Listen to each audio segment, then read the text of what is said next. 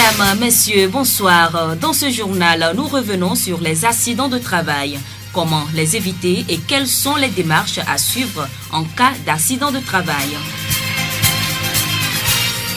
Nous allons également parler de la mise en œuvre du Fonds d'aide à la culture dans la région maritime.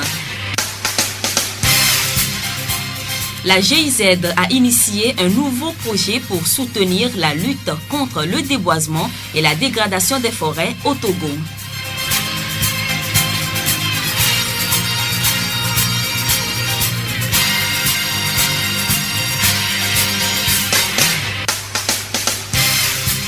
Radio Horizon à Thiéviers sur 101.1. Bienvenue à toutes et à tous.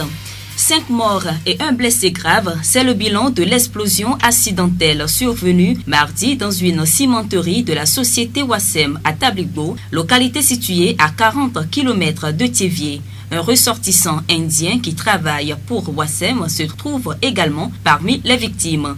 Un silo a explosé durant les travaux de maintenance des ouvriers. Les causes du drame sont pour le moment ignorées. Les enquêteurs ont quand même débuté leur investigation. Ce drame nous amène à revenir sur les accidents de travail. La plupart de ces accidents rendent les victimes handicapées à vie. Mais la prise en charge rapide des victimes des accidents de travail peut leur permettre d'atténuer les effets dévastateurs. Monsieur Todom Kenawo, directeur du travail région maritime. Lorsqu'il y a accident de travail, le travailleur doit dans les 24 heures avertir son employeur. Et maintenant, l'employeur avertit, informé à 48 heures pour informer l'inspection du travail. Nous allons pour faire des enquêtes pour pouvoir prévenir les accidents à venir. Également, l'employeur doit informer dans les 48 heures la Caisse nationale de sécurité sociale pour commencer les formalités de déclaration et de prise en charge. Voilà les formalités à accomplir. Mais ce que nous voyons, c'est que la majorité des travailleurs ne sont pas assurés à la Caisse nationale de sécurité sociale. Beaucoup d'accidents se produisent, l'inspection n'est pas informée. Beaucoup d'accidents se produisent, la Caisse n'est pas informée parce que les travailleurs ne sont pas assurés. Alors, dans de tels cas, c'est à l'employeur de prendre en charge. Il assume toutes les charges occasionnées par l'accident. La vision. Paroles perdues, c'est le titre du spectacle de conte musical présenté par la compagnie Le Grenier hier à la bibliothèque municipale de Thiéviers. Parrainé par la direction régionale des arts et de la culture maritime, l'activité a pour but de revaloriser le conte. Élèves, enseignants, promoteurs culturels et les journalistes ont pris part à ce spectacle. Grenier Joe Poppy, conteur, est chargé à l'organisation de l'événement.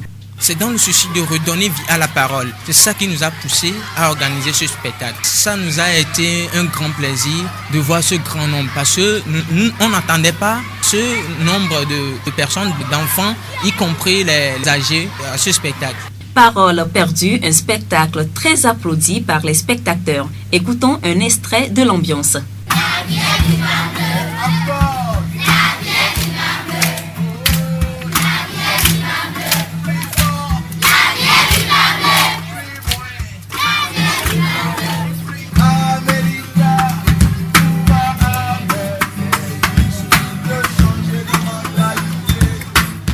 Radio Horizon à Thiéviers sur 101.1. Coup de projecteur à présent sur les actions de l'État en faveur de la culture. Nous allons parler du Fonds d'aide à la culture, cet appui financier qui accompagne les projets culturels d'intérêt général. Monsieur Diaben Douti, directeur régional des arts et de la culture, nous parle de la mise en œuvre de ce fonds dans la maritime ces 2 dernières années. En 2013, la région maritime a pu bénéficier du financement de 3 projets. Parmi les 3 projets, 2 ont pu nous présenter un rapport d'exécution en fin d'exercice. Donc, un détenteur d'un projet n'a pas pu nous faire un rapport. Donc, ce détenteur de projet est d'office déclassé pour les autres financements. Maintenant, 2014, l'enveloppe qui avait été allouée à ce fonds a suffi pour financer tous les projets. Donc, on a dû cumuler la subvention de 2014 et 2015. Donc, là aussi, on a fait un appel à projet. Pour ce qui concerne la région maritime, on avait enregistré jusqu'à 17 projets. Donc, parmi les 17 projets, il y a 5 projets qui ont été financés. Donc, présentement, les détenteurs de ces projets sont en train de les mettre en œuvre. Donc, nous assurons le suivi. Opérationnel depuis 2013, le Fonds d'aide à la culture porte assistance aux promoteurs culturels togolais dont les projets répondent aux critères de sélection. Le soumissionnaire doit, entre autres, être de nationalité togolaise, présenter clairement les objectifs et le chronogramme d'exécution de son projet, de même que le plan de financement. Le projet doit aussi présenter une qualité artistique et scientifique. Monsieur Diaben Douti rappelle que le Fonds d'aide à la culture accompagne également les projets de formation. Il y a des gens qui élaborent des projets de formation et le Fonds d'aide les accompagne. Pour ça, ça dépend vraiment de quel type de projet. Par exemple, il y a un artiste qui a pu bénéficier du FAC pour mener une activité de formation à l'endroit des marionnettistes. En 2014, les marionnettistes avaient été formés et cette année, il a pu encore bénéficier de la subvention pour recycler ces marionnettistes. Les églises, quand ils nous font appel, nous y répondons. L'année passée, il y a fait un lancement d'un projet là qui associe de temps en temps parlant à l'église pour prêcher. Donc, j'ai assisté à ce projet. C'était vraiment formidable. Donc, la culture, c'est tout. Pour mieux soutenir la culture, M. Diaben lance un appel à tous les promoteurs et acteurs culturels de la région maritime. Quand vous voulez organiser un spectacle et vous invitez un artiste, il faut que vous soyez sûr, il faut que vous aurez vu l'artiste et que vous l'ayez entendu sur un principe avant que l'artiste ne se présente. Mais je crois qu'il y a certains promoteurs culturels, tout simplement, ils mettent le nom de l'artiste pour avoir vraiment le public. Quand le public est là, maintenant l'artiste ne vient pas. Ça, c'est un jeu. Et je mets en garde vraiment ces promoteurs culturels. C'est pas bien de tromper le public. C'est des choses qui ne doivent pas se passer comme ça. L'appel que moi je vais lancer aux artistes, c'est que il faut que nos artistes comprennent que aujourd'hui, il y a de plus en plus un regain d'intérêt à la chose culturelle. Donc, il faut que chaque artiste prenne son art à bras le corps. Il sache que la culture, quoi qu'on dise, est en train de rayonner. Donc, il n'y a pas question, effectivement, de se décourager. Et l'État s'y met, sincèrement, pour promouvoir la culture togolaise. Nous remercions M. Diaben Douti, directeur régional maritime des arts et de la culture.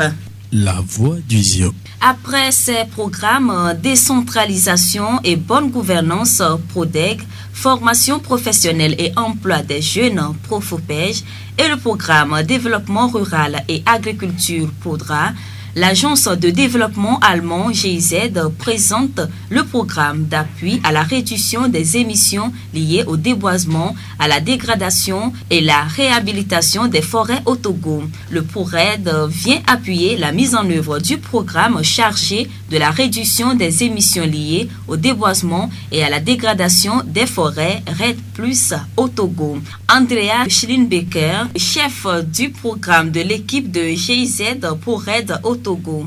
Le programme PRORED, c'est un programme de la coopération allemande qui est né en 2014 suite à la signature d'un accord entre la République togolaise et la République fédérale d'Allemagne. Et ce programme a comme objectif d'améliorer les conditions cadres institutionnelles et techniques pour la mise en œuvre de RED+ au Togo et pour la réhabilitation des forêts togolaises. Nous intervenons sur le territoire national à travers le premier inventaire forestier national au Togo qui doit nous donner les bases, les données et chiffres exacts sur l'état actuel des ressources forestières au Togo aujourd'hui, en année 2015. Et sur base de ces données sur les ressources forestières, le gouvernement togolais, notamment à travers son ministère de l'Environnement et des Ressources forestières, va devoir orienter ses interventions envers les zones en haut potentiel forestière, envers des zones en haute dégradation, ou envers des zones où, en fait, à travers l'approche RED+, on peut espérer un stockage de carbone assez suffisant pour pouvoir répondre aux critères qui sont fixés au niveau international. Afin de réussir la vulgarisation du PRORED, la GIZ a débuté aujourd'hui à Thiévié un atelier d'information des acteurs de la région maritime impliqués dans la protection de l'environnement. Selon M. Schlinbecker, il faut comprendre que le forestier togolais d'aujourd'hui doit être un agent de terrain. Pour une meilleure gestion des ressources forestières, il faut qu'on comprenne que le forestier d'aujourd'hui n'est plus qu'un agent de contrôle et de répression, mais plutôt un agent de développement, un animateur, un encadreur qui doit être sur le terrain avec la population pour que cette même population arrive à gérer les ressources forestières. On dit que c'est la population, à travers l'agriculture, à travers ceci, cela, qui détruit les forêts.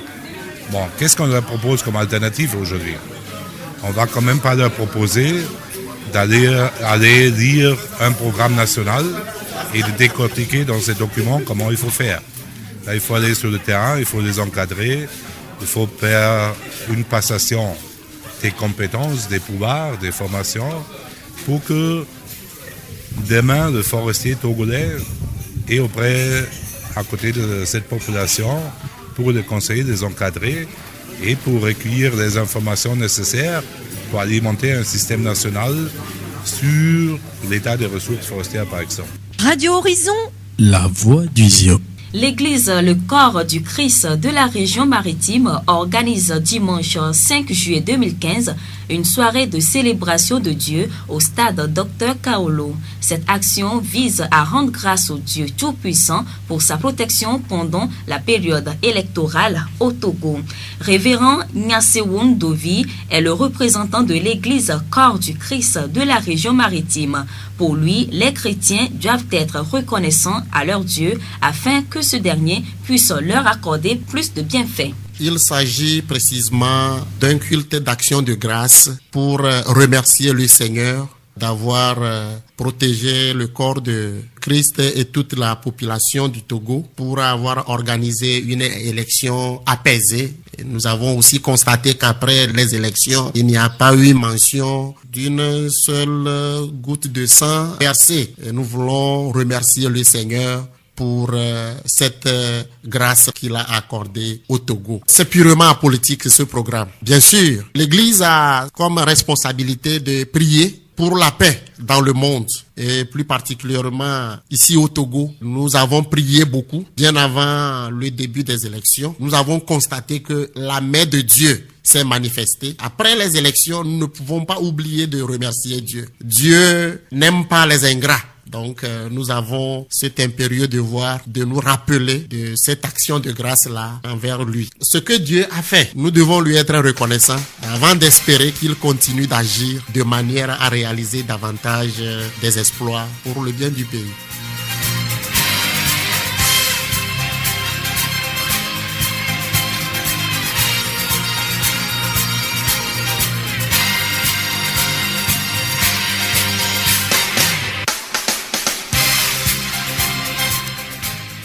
Les obstacles n'ont pas à vous arrêter.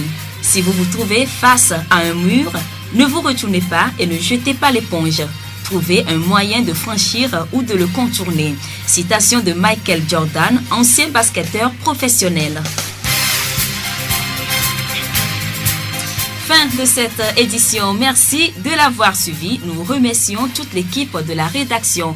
Présentation Séraphine Yovo, réalisation Gaëtan Amouzou. Bonne suite de nos programmes.